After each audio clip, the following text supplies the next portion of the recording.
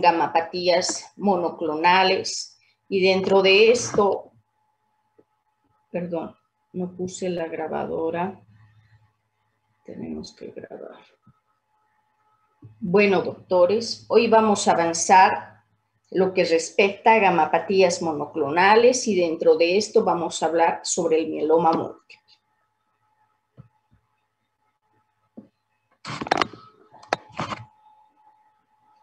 Las gamapatías monoclonales en sí, doctores, constituyen un grupo de trastornos caracterizados por esa proliferación clonal de las células plasmáticas que producen una proteína homogénea de carácter monoclonal, que prácticamente llega a ser el componente M. La estructura, la función, si quieren, de las distintas inmunoglobulinas, ¿no? Obviamente esto lo van a ver ustedes en inmunología, no voy a entrar mucho en esto, ¿no? Pero el componente M, ¿no?, se manifiesta en una forma de una banda densa. Y esto nosotros lo podemos ver en el proteinograma electroforético.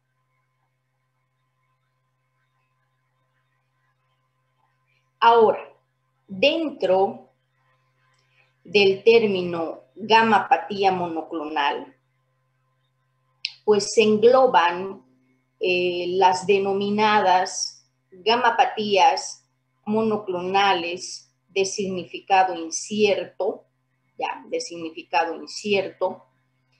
que representan, fíjense, más de 2/3 del total de estas enfermedades. Y tengo que decir algo más sobre esto, que no se asocian a una proliferación maligna. El resto de los casos, ¿no?, la presencia del componente M, doctores, traduce la existencia de una neoplasia linfoide, que llegarían a ser lo que son las gamapatías malignas, de las que la más frecuente, doctores, es el mieloma múltiple. No, prácticamente esta tabla resume, ¿no?, justamente la clasificación de la que estoy hablando en este momento, ¿no? Fíjense, tenemos lo que son las gamapatías monoclonales malignas, lo que les acabo de mencionar, donde está el mieloma múltiple, que puede ser de IgG, IgA, IgD, IgE, también puede ser de cadenas ligeras, el mieloma múltiple. Luego tenemos unas formas especiales, como es el mieloma quiescente, la leucemia de células plasmáticas, el mieloma no secretor, el mieloma osteosclerótico, el mieloma también en pacientes jóvenes.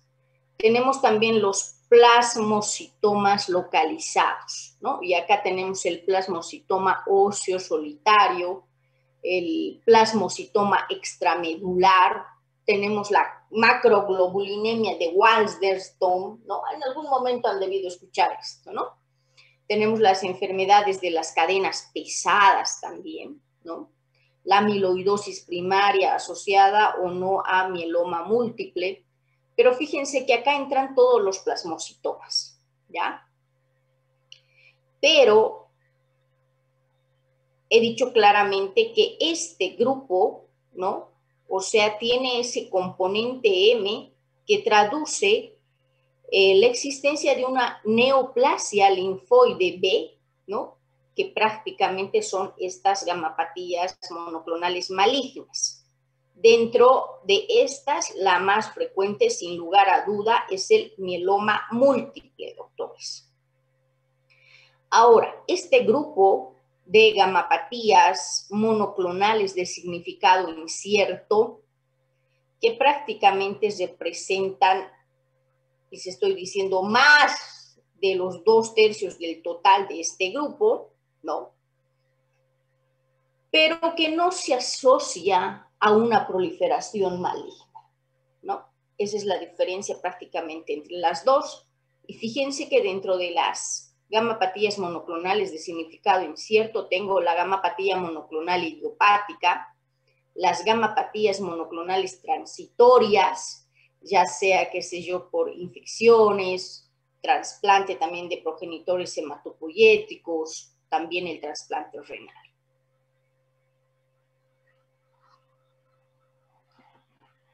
Entonces, diremos que el mieloma múltiple es una proliferación maligna, clonal, ¿no? Caracterizada justamente por esa infiltración de la médula ósea por células plasmáticas. Por células plasmáticas que lo que hacen es producir una proteína homogénea, es prácticamente ese componente M, o también llamada lo que es la paraproteína, ¿no? Ahora, se dice que representa, doctores, el 1% de todas las neoplasias y el 10% de las hemopatías malignas. Fíjense que la etiología no está bien establecida, no está bien establecida. Tiene una incidencia, ¿no? O sea, máxima, yo diría, tiene una incidencia máxima entre los 60, otros dicen entre los 65, 70 años también, 65, 70 años, ¿no? Obviamente esto es infrecuente, ¿no? Y se habla de un 15 hasta el 2% en pacientes que tengan, fíjense, menos de 50 y 40 años, ¿listo? Estamos hablando más o menos de que es de 4 casos, o sea, su incidencia más o menos es 4 casos por 100,000 habitantes año, ¿no? Pero como les digo, la edad media se sitúa entre los 65, 70 años, y bueno, un pequeño porcentaje que más o menos un 15 y el 2% tal vez se sitúa en pacientes menores de 50 y 40 años. No tiene predominio sexual, o sea, no existe un claro predominio sexual hablando de lo que es el mieloma múltiple.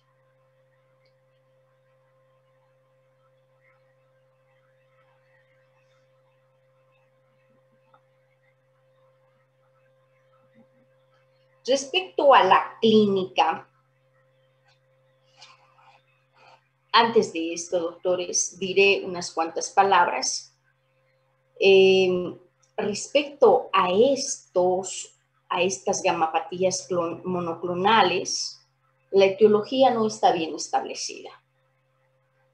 Se dice que las radiaciones ionizantes, ¿ya?, podrían desempeñar un papel etiológico en algunos casos.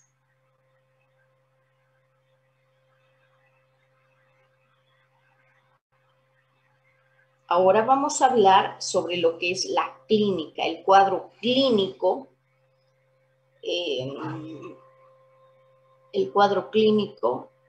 del mieloma múltiple, ¿no? Y diremos que, fíjense que la mayoría de los pacientes son asintomáticos, ¿no? Y fíjense que el dolor, ¿no? O sea, el dolor óseo, estoy hablando de pacientes asintomáticos en un 20-30%, pero dentro de esto, doctores, o sea, ya los pacientes sintomáticos, ¿no? Que tienen, ¿qué llegan a tener? Llegan a tener el dolor óseo. O sea, eso es una característica muy importante de estos pacientes con gamapatía monoclonal, ¿no? Porque prácticamente llegan a tener ese dolor óseo, ¿no? Y estoy hablando prácticamente, esto se presenta en un 75% de los pacientes. O sea, el dolor óseo es el síntoma más frecuente, si quieren. Ahora, sin embargo, pues estos pacientes asintomáticos, ¿no? De hecho, llegamos a diagnosticar en forma incidental, no necesariamente por la sintomatología. Tal vez los hallazgos analíticos nos hacen pensar que podría estar cursando con un mieloma múltiple, ¿no? Por ejemplo, que tengan una velocidad de sedimentación globular elevada, y justamente este componente M en orina. Entonces, estos hallazgos incidentales, pues, en pacientes asintomáticos nos pueden guiar a pensar que probablemente el paciente tiene un mieloma múltiple, pero el síntoma más frecuente y que se presenta en un 75% de los pacientes es el dolor óseo,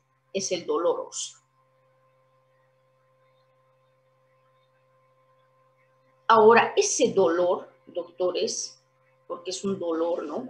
El dolor se localiza preferentemente en la columna vertebral y en la parrilla costal, ¿no? Obviamente también hay otros síntomas, ¿no? Que se asocian a esto.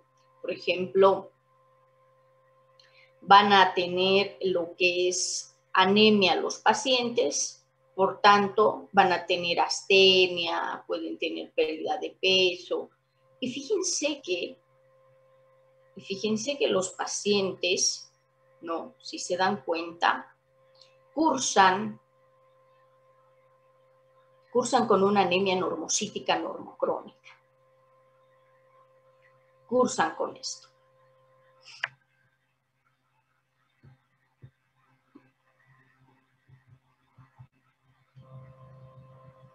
Cursan con una afección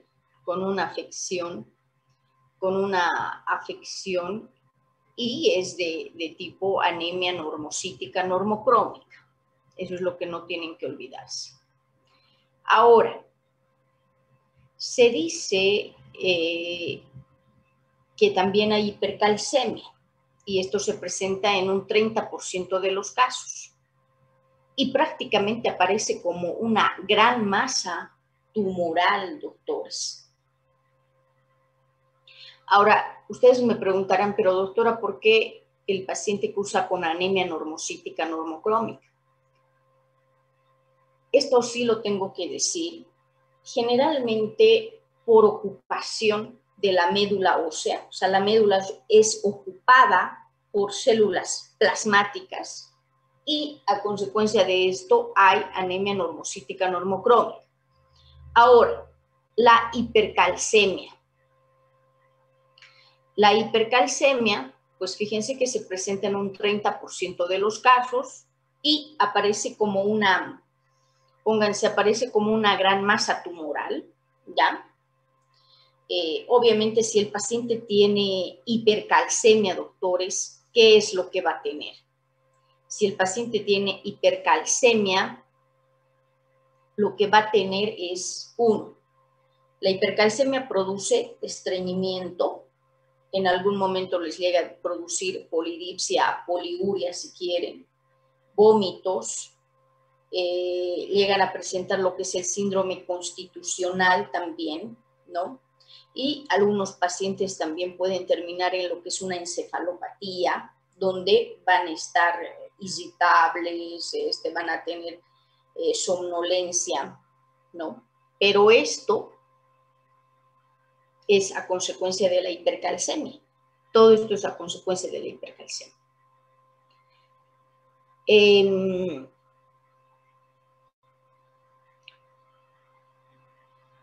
Las lesiones osteolíticas, o sea, las lesiones óseas, ¿no? O sea, las lesiones óseas, fíjense que el 80% de los pacientes con mieloma múltiple tiene alteraciones radiológicas tiene alteraciones radiológicas y lo podemos ver en forma de osteoporosis, osteólisis, fracturas patológicas en el momento del diagnóstico. Fíjense que en el 70% de los casos hay lesiones osteolíticas, ¿no? Y las regiones que con mayor frecuencia se afectan son, de hecho, el cráneo, ¿no? El cráneo, la columna vertebral, las costillas, ¿no? Las costillas, el esternón, la pelvis, los huesos largos proximales, ¿no? Sobre todo los huesos largos proximales. Entonces, las lesiones típicas, doctores, del mieloma múltiple son puramente osteolíticas. Son puramente osteolíticas. Ahora, en el 1 a 2% de los casos, nosotros podemos tener lesiones osteoscleróticas, ¿no? Obviamente cuando uno hace el diagnóstico de mieloma múltiple, nosotros tenemos que establecer una diferenciación con metástasis, ¿no? Por eso el diagnóstico diferencial del mieloma múltiple sería la metástasis, ¿no? Obviamente la resonancia magnética, doctores, es útil, ¿no? En la evaluación justamente de la compresión medular que se produce por plasmocitomas. Entonces, esto es muy importante, doctores, ¿no? Entonces, tenemos ahí que se producen lesiones osteolíticas como consecuencia de la acción, sobre todo, de factores estimulantes de los osteoclastos segregados por las células neoplásicas. Obviamente, estas lesiones óseas, ¿no? Va a dar como consecuencia, ¿no? Que el síntoma más frecuente del paciente con mieloma sea el dolor óseo, ¿no? El dolor óseo, ya sea sobre las costillas, vértebras, cráneo, pelvis, epífisis de los huesos largos. Fíjense que, a diferencia de las metástasis óseas, ¿no? En el mieloma, ¿no? En el mieloma duele más, si quieren, al moverse y no molesta por las noches, ¿no? Esa es una característica del mieloma múltiple. Obviamente, como ya les he mencionado, pueden pues los pacientes tener también aplastamientos vertebrales, ¿no? Con compromiso medular, radicular, ¿no? O sea, puede haber también compresiones medulares por plasmocitomas. Y para esto, pues el único estudio que ayudaría a esto, al diagnóstico, sería hacer una resonancia magnética. Ahora, también estos pacientes, ya les he mencionado, que pueden cursar con osteoporosis difusa y esclerosis, como se ve en el síndrome de Wens.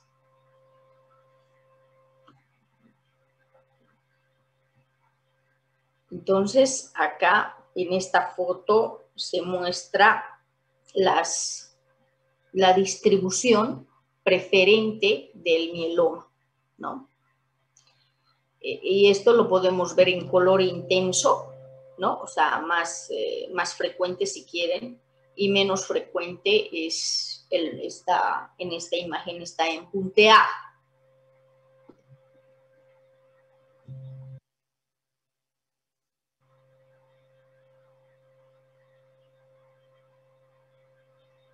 Ahora, cuando uno hace una exploración, sobre todo es el dolor, ¿no? Por ejemplo, el dolor. Yo hago una exploración y de repente tiene dolor óseo a la presión. Tiene dolor óseo a la presión. Ahora, nosotros cuando hacemos también la exploración, podemos encontrar también hepatomegalia y esplenomegalia, ¿no? Que son infrecuentes, pero uno podría encontrar, ¿no? Podría encontrar. Esta es una radiografía lateral de cráneo con múltiples focos osteolíticos, ¿no? Múltiples focos osteolíticos, acá lo pueden ver en la radiografía de cráneo. Y bueno, vamos a seguir hablando sobre la hiperviscosidad, ¿no? O sea, la hiperviscosidad, de hecho, la hiperviscosidad, doctores, produce pues alteraciones neurológicas, hemorrágicas, visuales, ¿no? Y también podría producir todo lo que es una insuficiencia cardíaca y circulatoria. Dentro de lo que es la afección neurológica, la compresión medular, ¿no? O de las raíces nerviosas, doctores, es la complicación neurológica más frecuente del mieloma múltiple. O sea, la radiculopatía es la complicación más habitual, ¿no?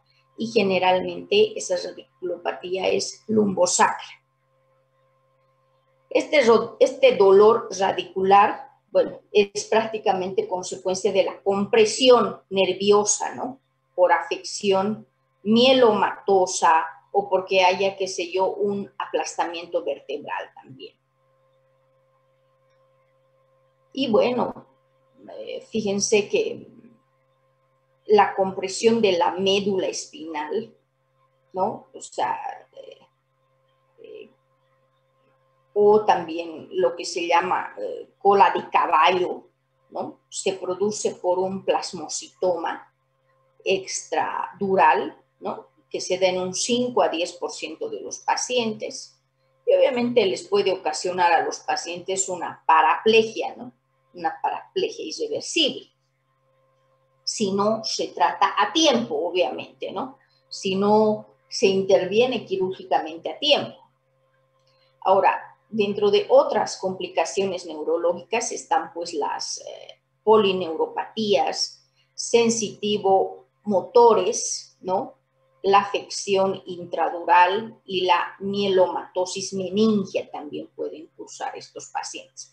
Y como les he mencionado en algún momento, la hipercalcemia les puede producir una encefalopatía a estos pacientes, ¿no? Y obviamente van a tener un compromiso neurológico, van a tener cefalea, somnolencia, irritabilidad, convulsiones, incluso por la hipercalcemia pueden llegar a entrar en coma los pacientes, ¿no? Y obviamente la hipercalcemia requiere un tratamiento de urgencia, doctores.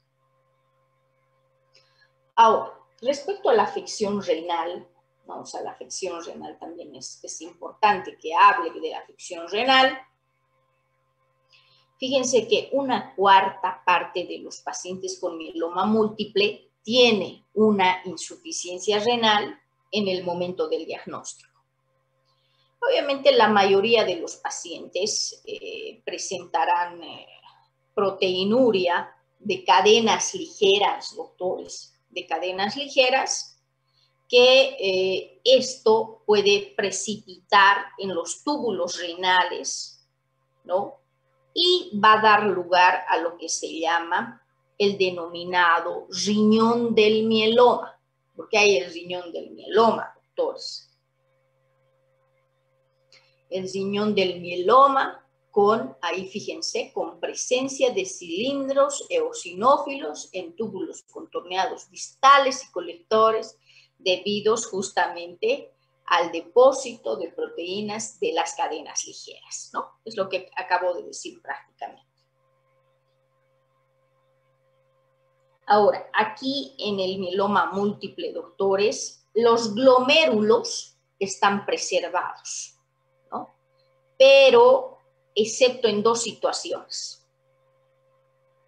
Cuando existe amiloidosis, o sea, normalmente los glomérulos están preservados, pero excepto en dos situaciones, ¿ya?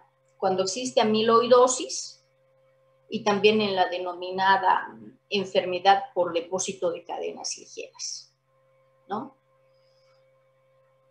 En ambos casos, o sea, en estos casos, en la amiloidosis y en la enfermedad por cadenas ligeras, lo que va a existir es una proteinuria de tipo glomerular, ¿no?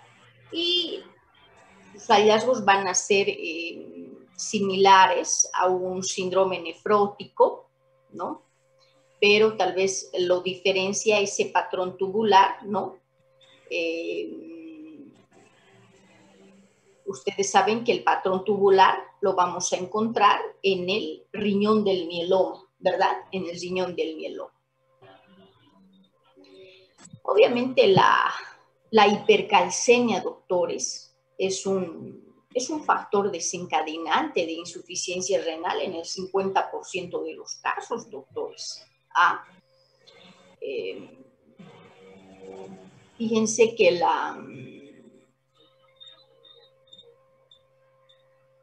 ahora ciertas intervenciones quirúrgicas también, a los cuales el paciente con mieloma puede ser sometido, ¿no?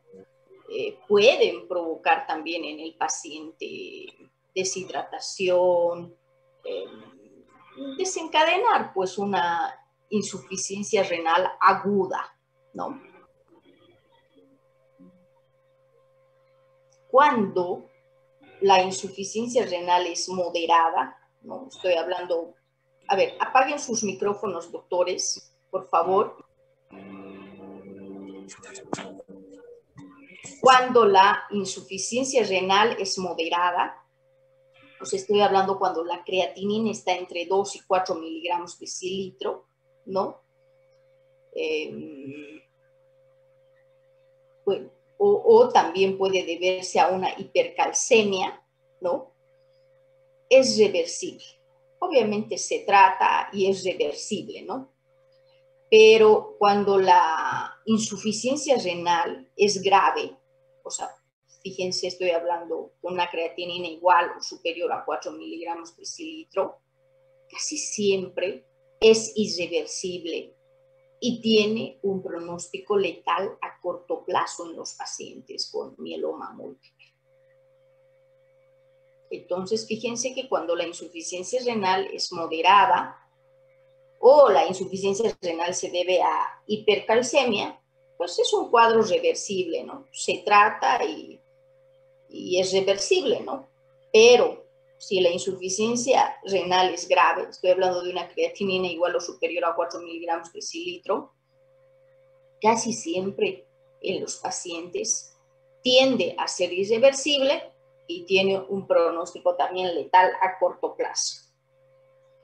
Fíjense que un 10% de los pacientes con mieloma múltiple requieren un tratamiento sustitutivo de la función renal. Estoy hablando de diálisis, ¿no? Y prácticamente aquí se resume todo lo que he dicho. Insuficiencia renal en 50%, secundario a la excreción de cadenas ligeras, ¿no? De Bence-Jones, puede ser secundario a la hipercalcemia, hiperuricemia. Fíjense que la segunda causa de muerte es la afección renal, o sea, tras las infecciones. Los pacientes con mieloma se mueren de infecciones, esa es la primera causa. Pero la segunda prácticamente es la afección renal, ¿no? Es como les he mencionado, los pacientes con insuficiencia renal grave, ¿no? Prácticamente tienen un pronóstico letal a corto plazo. Eso respecto pues a la afección renal, ¿verdad? Vamos a hablar ahora sobre las infecciones.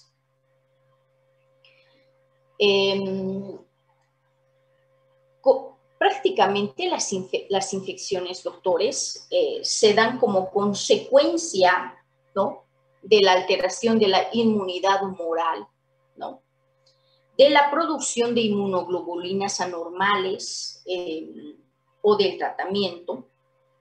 Ahora, las infecciones bacterianas constituyen la principal, si quieren, causa de morbimortalidad en los pacientes con mieloma múltiple, ¿no?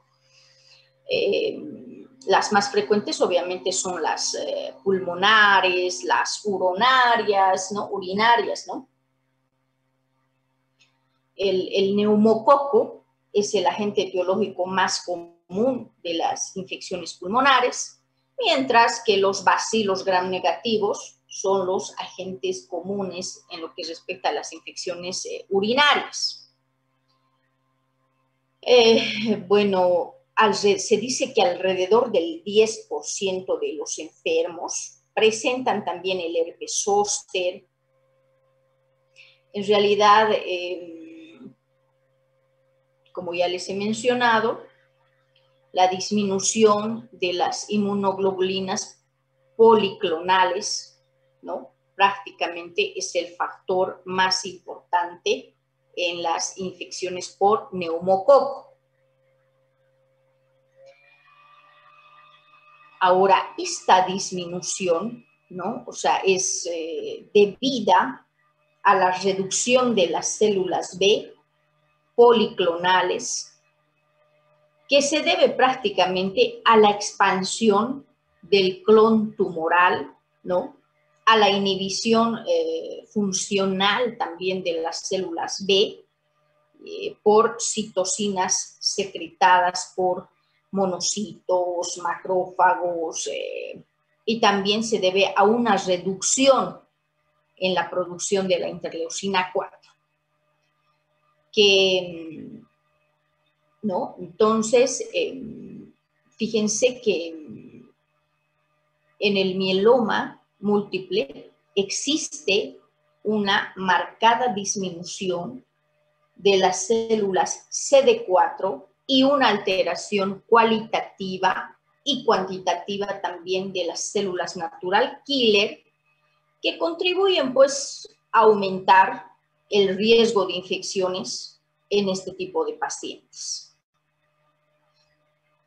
Ahora, otros factores también que predisponen a la infección, sin lugar a duda, pues van a ser que el paciente esté hospitalizado, que el paciente esté inmovilizado, que esté recibiendo administración de quimioterápicos o que tenga la insuficiencia renal. Obviamente esto facilita las infecciones por gérmenes gram negativos, ¿no? Entonces no se olviden que las más frecuentes, las infecciones más frecuentes son las pulmonares y las urinarias. El neumococo es el agente etiológico más común de las infecciones pulmonares, ¿no? Pero obviamente también pueden estar el estafilococo, la Klebsiella pneumoniae, ¿no? Pero sobre todo el neumococo. Ahora, en las infecciones urinarias, pues sin lugar a duda están los bacilos gram negativos como agente etiológico de las infecciones urinarias.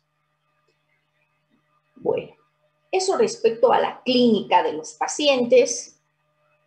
Voy a tomar lista, por favor, antes de que se me vaya el tiempo. Entonces, doctores,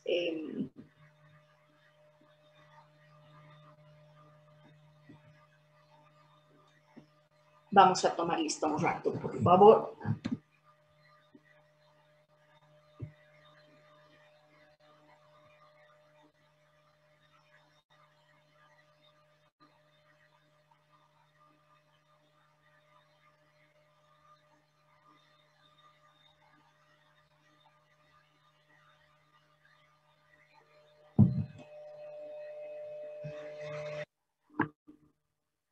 Hay gente que falta demasiado.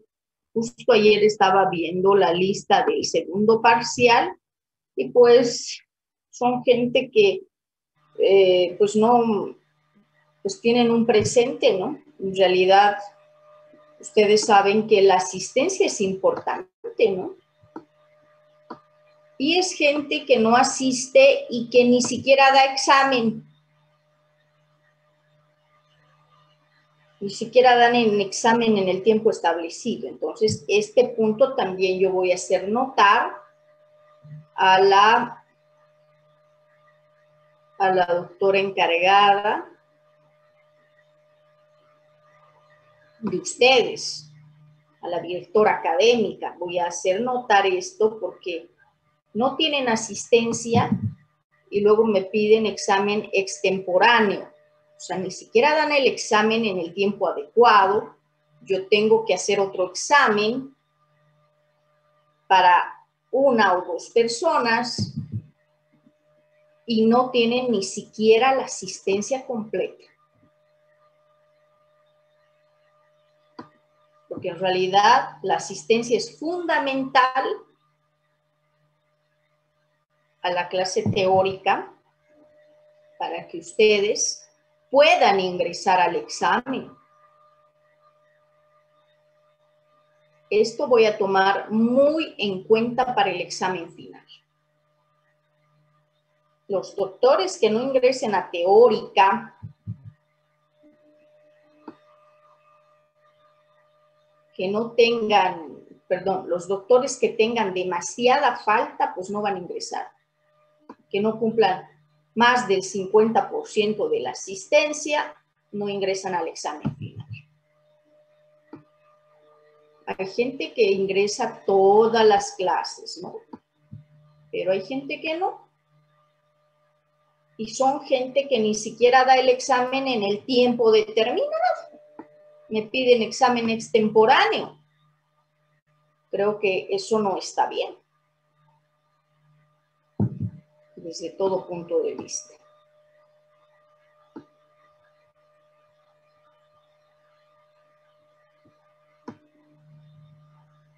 Traten de ingresar siempre, preparen todo. Cuando tenemos pues, examen, doctores, todo tiene que estar bien, ¿no?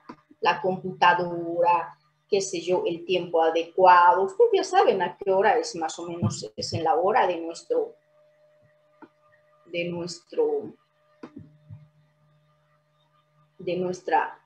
teórica, el examen. Entonces, todo tiene que estar listo para esa hora.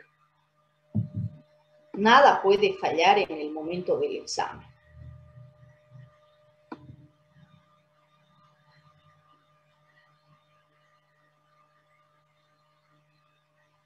Bueno, creo que están todos, son prácticamente 39, o sea, son 38, conmigo somos 39.